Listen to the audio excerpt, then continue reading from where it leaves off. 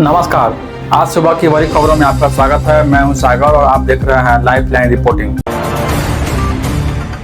Online हाजिरी के लिए 25 नवंबर तक पूरा होगा स्कूलों में टैबलेट वितरण। 90 स्कूलों में हो चुका है टैबलेट का वितरण। भविष्य में अन्य स्मार्ट स्कूल प्रोजेक्ट्स भी होंगे लागू।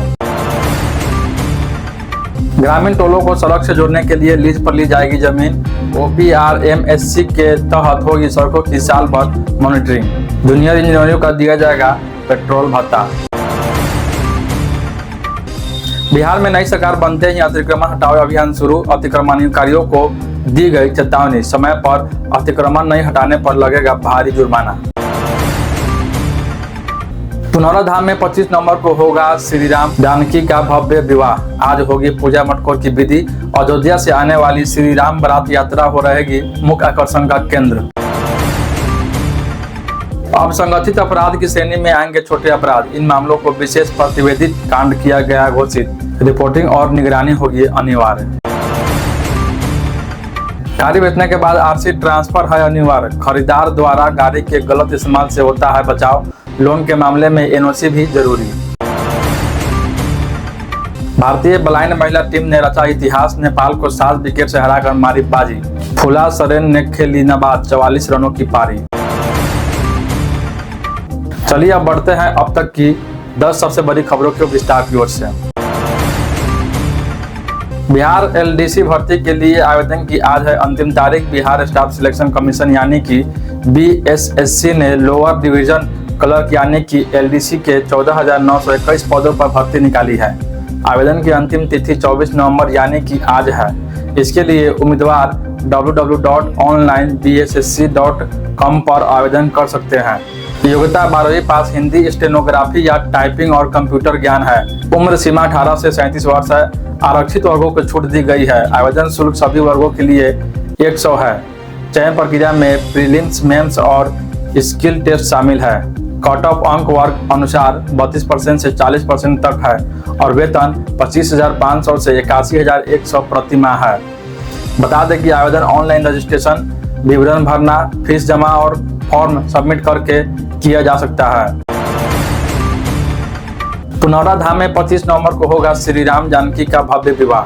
विवाह पंचमी का पर्व मिथिला में विशेष रूप से मनाया जाता है, जिसमें पुनौराधाम और नगर के राम जानकी मंदिरों में भव्य उत्सव आयोजित होता है। 24 नवंबर यानी कि आज पूजा मटकोर और 25 नवंबर को श्री राम जानकी का दिव्य विवाह होगा। अयोध्या से आने वाली श्री राम बारात यात्रा मुख्य आकर्षण का केंद्र रहेगी।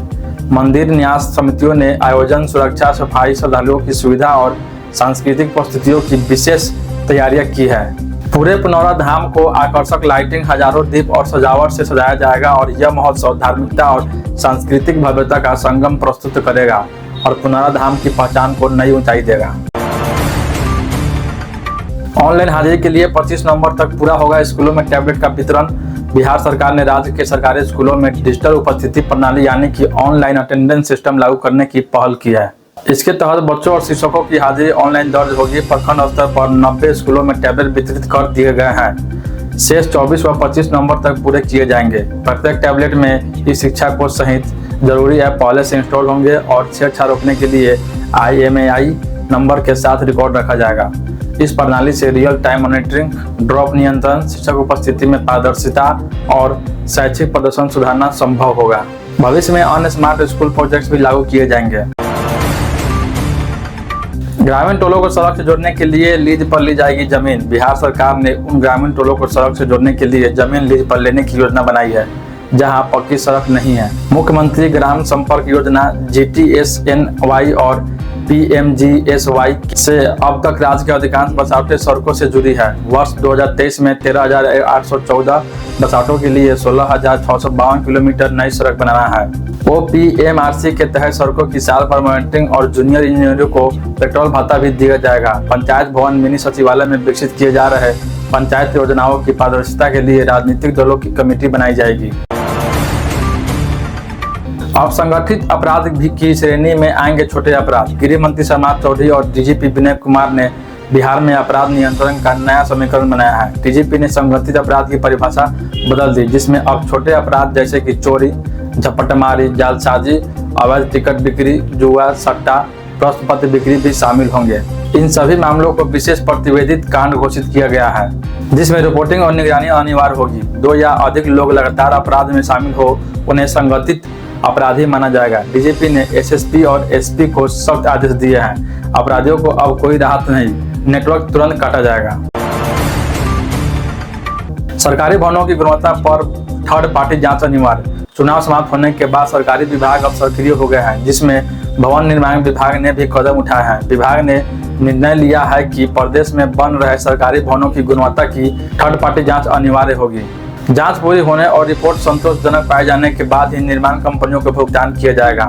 राज्य में 2500 से अधिक पंचायत भवन, सहकारी भवन और अन्य प्रकार के भवन बन रहे हैं।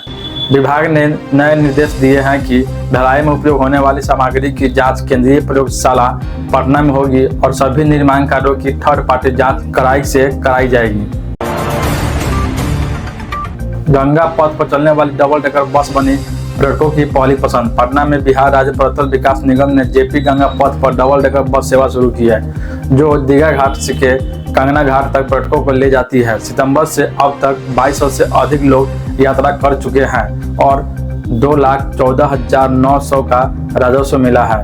बस में 40 सीटें, टॉयलेट, रेफ्रिजरेटर और गाइड की सुविधा है। ऊपरी डेक में 360 डिग्री दृश्य मिलता है और एक तरफ का किराया 50 रुपए है। बस शाम 5 बजे से रात के 10 बजे तक चलती है तथा ठंड में के समय बदल कर सुबह 10 बजे से शाम 8 बजे तक कर दिया जाएगा। से बीएड छात्रों संग ऑनलाइन ठगी का मामला सामने आया है। बीआरए बिहार विश्वविद्यालय के 4 वर्षीय बीएड प्रवेश परीक्षा के अनुत्तीर्ण छात्रों को फोन करके ठगी का मामला सामने आया है। ठग छात्राओं को उत्तीर्ण कराने और मेरिट लिस्ट में शामिल कराने के नाम पर 3 से 10,000 मांग रहे हैं। कॉल में ठग अपने आप को विश्वविद्यालय अधिकारी बताकर रोल नंबर और अन्य विवरण पूछते हैं और पैसे ऑनलाइन भेजने के लिए कहते हैं। कई छात्रों ने विवि प्रशासन को शिकायत की है। विश्वविद्यालय परीक्षा नियंत्रक ने कहा कि नामांकन पारदर्शी है और मामले की जांच की जा रही है। छात्रों को ऐसे झांसे में न आने की चेतावनी दी गई है। बिहार में नई सरकार बनते ही अतिक्रमण हटाओ अभियान शुरू। बिहार में नई सरकार के गठन के तुरंत बाद प्रशासन सक्रिय हो गया है और ऑपरेशन बुलडोजर शुरू किया गया है। समस्तीपुर, लखीसराय, सीतामढ़ी, दानापुर, भागलपुर समेत कई जिलों में सड़क किनारे अवैध अतिक्रमण हटाया गया। प्रशासन ने रेलवे सुरक्षा बल, पुलिस और नगर निगम कर्मचारियों के साथ मिलकर पक्के व कच्चे निर्माण, गुमटियों, झोपड़ियों और अवैध ढांचे ध्वस्त किए गए। अतिक्रमणकारियों को चेतावनी और जुर्माना भी लगाया गया। अभियान के दौरान कुछ स्थानों पर लोगों व प्रशासन में टकराव भी हुआ, लेकिन सरकार ने संदेश स्पष्ट किया है कि अवैध कब्जा बर्दाश्त नहीं किया जाएगा और समय पर अतिक्रमण नहीं हटाने पर भारी जुर्माना भी लगाया जाएगा। सोनपुर मेले में प्रधान जी नामक भैंसा बनना चर्चा का केंद्र। एशिया के प्रसिद्ध सोनपुर पशु मेले में इस बार सबसे अधिक चर्चा जाफराबादी नस्ल के भैंसे प्रधान जी की हो रही है। रोहतास जिले के सूर्यपुरा प्रखंड के ब्रह्मदेव सिंह कुशवाहा के स्वामित्व में यह भैंसा अपनी नस्लीय गुणवत्ता, मजबूत काया और आकर्षक शरीर के कारण मेले का आकर्षण बन गया है। इसकी ऊंचाई लगभग 5 फीट, लंबाई 8 फीट से अधिक और इसकी उम्र 38 महीने है। अनुमानित दूध क्षमता 24 लीटर प्रतिदिन है। प्रति बोली 2,000 रुपए शुल्क पर इसकी बोली 50 लाख से भी अधिक पहुंच चुकी है।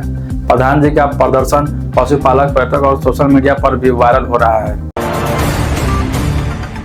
गाड़ी बेचने के बाद जाने आरसी ट्रांसफर का आसान तरीका। गाड़ी बेचते ही आरसी ट्रांसफर करवाना जरूरी है, वरना खरीदार द्वारा गलत इस्तेमाल या चालान की जिम्मेदारी आपके ऊपर आ सकती है। सबसे पहले सेल लेटर बनवाएं जिसमें बिक्री की तारीख, कीमत और दोनों के साइन मौजूद हो। इसके बाद खरीदार फॉर्म 29 और 30 भरकर आरटीओ में जमा करें। जरूरी दस्तावेजों में पुरानी आरसी, बीमा copy, pollution certificate, sale letter, पहचान दस्तावेज और पासपोर्ट फोटो शामिल है। अगर लोन था तो एनओसी भी जरूरी है। फीस जमा और वाहन निरीक्षण के बाद आरटीओ दस्तावेज वेरीफाई करता है। पूरी प्रक्रिया के बाद नई आरसी खरीदार को भी भेजी जाती है।